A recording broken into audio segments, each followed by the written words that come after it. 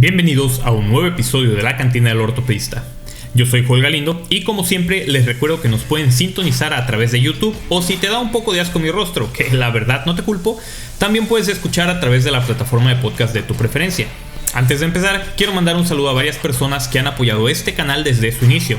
A mis brothers from another mother, el doctor Alonso, la espada de la justicia Calderón, y a mi colombiano amigo, el doctor Catalino Bernal.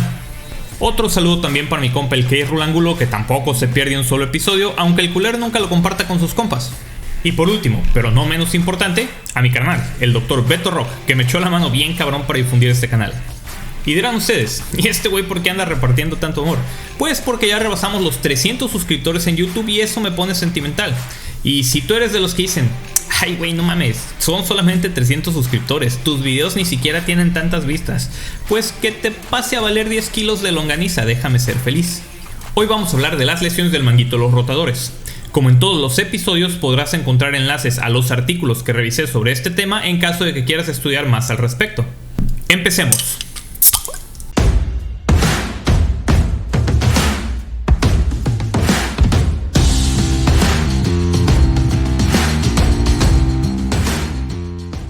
En 1911, Codman introdujo el concepto novedoso de que los cirujanos podían mejorar la calidad de vida de un paciente que sufría un desgarro del manguito de los rotadores, suturando el extremo del tendón de nuevo al hueso. Como lo revisamos en el episodio pasado, en 1972, Neer definió el concepto de pinzamiento y dilucidó muchos de los elementos importantes en la etiología y el tratamiento de la enfermedad del manguito rotador que todavía seguimos el día de hoy. Desde entonces ha habido múltiples avances en la reparación del manguito rotador, pasando de las reparaciones abiertas tradicionales y luego las reparaciones mini-open asistidas por artroscopía. Hoy en día, las reparaciones totalmente artroscópicas son la norma y han mejorado notablemente la forma en que visualizamos y reparamos la patología del manguito rotador. O por lo menos eso dicen los gringos, ya que en nuestro país seguimos utilizando de forma estándar las reparaciones abiertas, simplemente porque los insumos para hacer todo artroscópico son demasiado caros y aceptémoslo, no hay una cultura en el país de comprar seguros de gastos médicos mayores, por lo que los pacientes tendrían que pagar ese extra y pues muchas veces simplemente no lo pueden hacer. Pero bueno, si haces una cirugía todo abierto, les va bastante bien. Si no me creen, lean el primer artículo que publiqué. Y si están haciendo algún trabajo sobre manguito rotador, citen mi trabajo, no sean culeros. No sean como cierto amigo que publicó su trabajo sobre manguito rotador, pudo haber citado 3 de los artículos que hemos publicado relacionados con su tema y el cabrón no lo hizo. No voy a decir quién para no pasar a chingar a Martínez. La enfermedad del hombro es una de las principales causas de discapacidad musculoesquelética en los Estados Unidos. Se ha estimado que el dolor crónico de hombro afecta aproximadamente al 8% de todos los adultos estadounidenses, solo superado por el dolor crónico de rodilla. La patología del manguito rotador es la principal causa de discapacidad relacionada con el hombro que vemos los ortopedistas, y el volumen quirúrgico está aumentando. Un estudio, por ejemplo, señala un aumento del 141% en las reparaciones del manguito rotador entre 1996 y 2006 en los Estados Unidos. Alrededor de 250,000 reparaciones del manguito rotador se realizan anualmente en los Estados Unidos, a un costo aproximado de $6,367 gringos por paciente. A pesar de este alto costo, la reparación del manguito rotador crea un aumento en los años de vida ajustados por calidad para todos los pacientes independientemente de su edad, observándose un ahorro social estimado de $3,442,750,000 por año para las 250,000 reparaciones anuales, o como Pemex lo conoce, las pérdidas de 8 semanas. Historia 100% real. Los desgarros del manguito rotador tienen 2 causas principales, la lesión traumática y la degeneración. Los desgarros agudos suelen deberse a una lesión traumática. Este tipo de desgarro puede ocurrir de forma aislada o con otras lesiones en el hombro, como una clavícula rota o un hombro dislocado. Las lesiones que afectan al subescapular pueden ocurrir después de una caída, mientras que los desgarros del CIR, o sea del supraespinoso, infraespinoso y redondo menor, se ven comúnmente en pacientes mayores de 40 años que sufren una luxación glenumeral anterior. Los desgarros degenerativos son más comunes y son el resultado del desgaste del tendón que ocurre lentamente con el tiempo, por lo cual es lógico pensar que esta degeneración ocurre naturalmente con la edad. De igual forma, los desgarros del manguito rotador son más comunes en el brazo dominante. Yo creería que es bastante obvio el porqué, pero ya van varios internos que me hacen la misma pregunta, así que mejor lo aclaro. Por la misma razón que su camisa favorita se desgasta más rápido, porque la usan más seguido. Es importante recordar que el manguito rotador es el principal estabilizador dinámico del hombro, ya que en el plano transversal el manguito anterior, o sea el subescapular, ayuda a contrarrestar las fuerzas generadas por el manguito posterior, o sea el infraespinoso y el redondo menor, y entre ellos medializar la cabeza humeral contra la glenoides. Mientras que en el plano coronal, el manguito inferior, que son los 3 tendones de los que acabamos de hablar, ayudan a balancear la fuerza del deltoides, mientras que el manguito superior, o sea el supraespinoso, ayuda además como un espaciador entre la cabeza humeral y el acromion para prevenir la migración superior de la cabeza humeral por la fuerza del deltoides. También hay que recordar que el manguito rotador está compuesto de 5 capas. Esto es importante entender debido a que la zona articular tiene solo la mitad de la fuerza que la zona bursal, lo que explica por qué la mayoría de las rupturas del manguito rotador ocurren en el lado articular. Si quieren dar otro repaso sobre la anatomía y la histología del manguito rotador, los invito a que se dirijan al primer episodio de la segunda temporada del programa, que les va a aparecer el link en algún lugar de la pantalla en YouTube. Existen diversas clasificaciones para las rupturas del manguito rotador.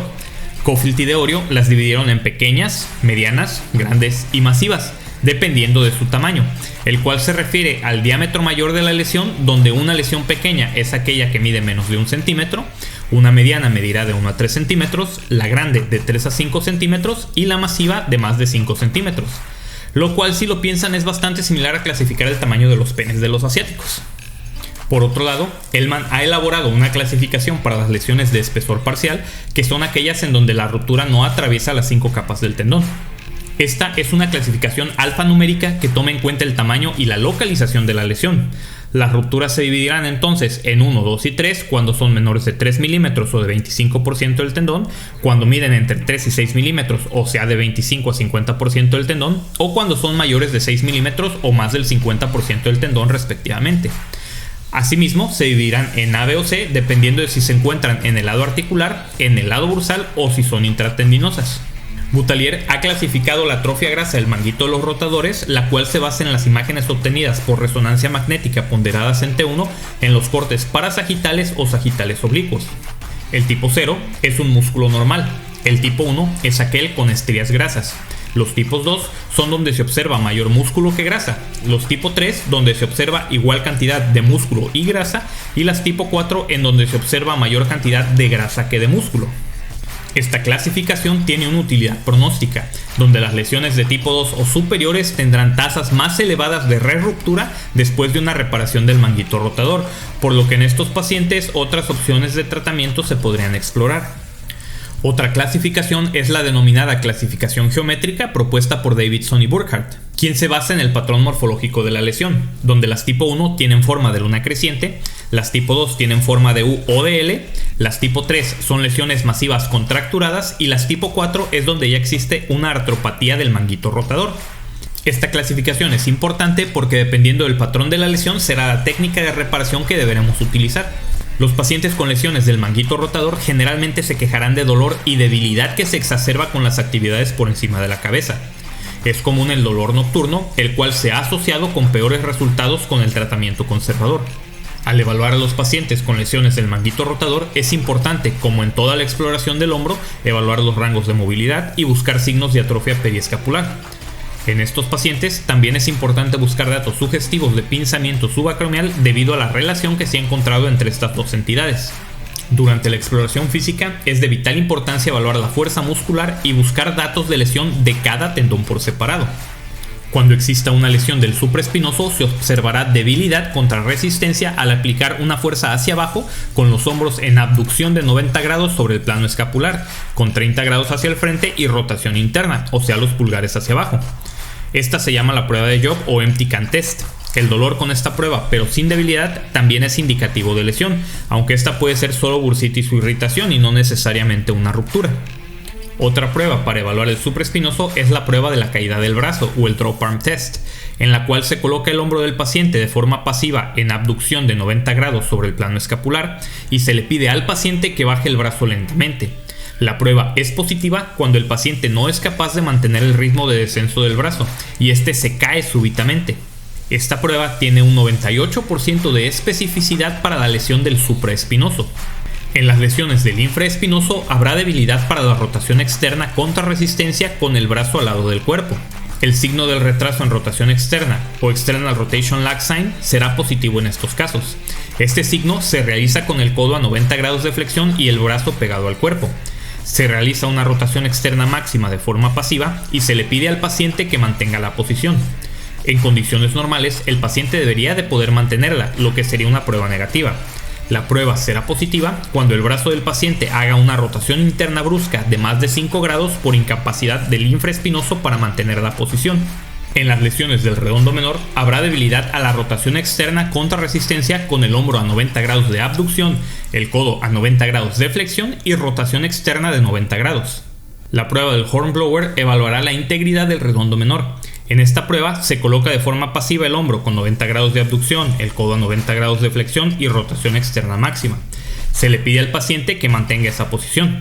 Si no es capaz de hacerlo y su brazo cae en rotación interna, la prueba se considera positiva. En las lesiones del subescapular podrá haber debilidad a la rotación interna contra resistencia con el codo al lado del cuerpo. Sin embargo, muchas veces esta debilidad podrá ser compensada por la fuerza del pectoral mayor y del dorsal ancho, por lo que no se debe evaluar al subescapular solo con esta maniobra. Otras pruebas útiles son el lag en rotación interna, donde se coloca de forma pasiva el brazo del paciente por detrás de la espalda con extensión de 20 grados y rotación interna máxima. Se suelta la muñeca del paciente y se le solicita que mantenga la posición.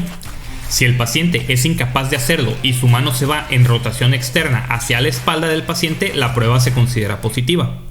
La prueba de lift-off es bastante similar, pero en esta prueba se le pide al paciente que realice la maniobra de rotación interna por detrás de la espalda de forma activa. En la prueba de belly press se le pide al paciente que toque su abdomen con sus manos colocando los codos hacia adelante para poner al hombro en rotación interna. Si el paciente no es capaz de mantener el codo por delante del eje de su mano, la prueba se considera positiva.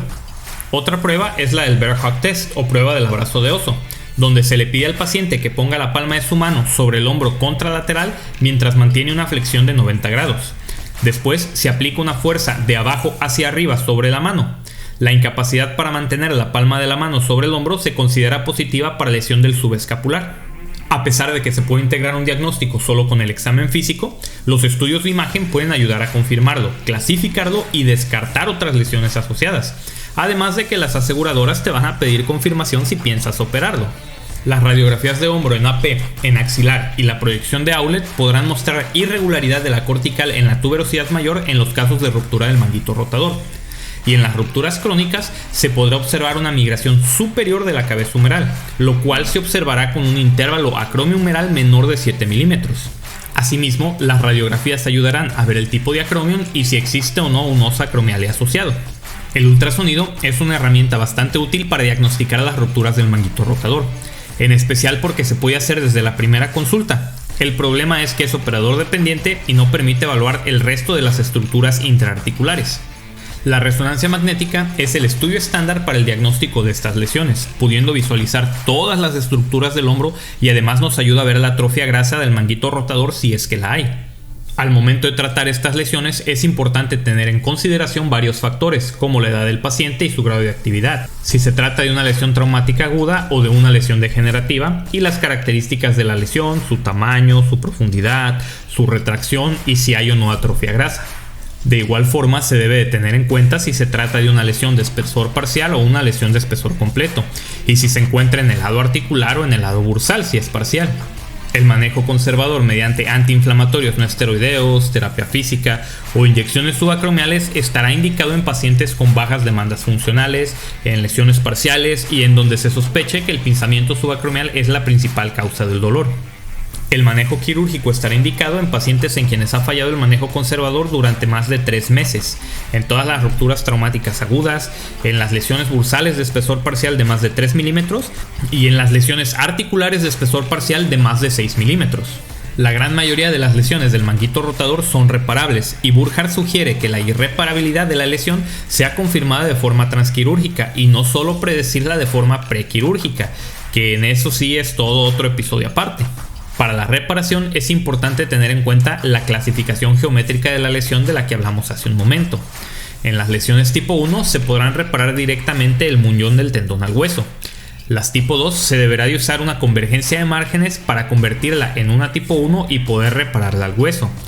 En la tipo 3 se deberá de hacer un deslizamiento de intervalos para poder reparar la lesión, ya sea de forma total o parcial, con la menor tensión posible, y en las tipo 4 requerirán de una artroplastia reversa para su tratamiento. Las reparaciones en doble hilera, que son con anclas mediales y laterales, han mostrado una reparación más anatómica del footprint y menor tasa de ruptura que las reparaciones de una sola hilera, aunque no existe diferencia en las escalas funcionales, la disminución del dolor ni en el tiempo de recuperación entre ambas técnicas. Las lesiones masivas irreparables del manguito rotador podrán ser tratadas mediante transferencias tendinosas o mediante reconstrucción capsular superior cuando no hay evidencia de artropatía del manguito rotador.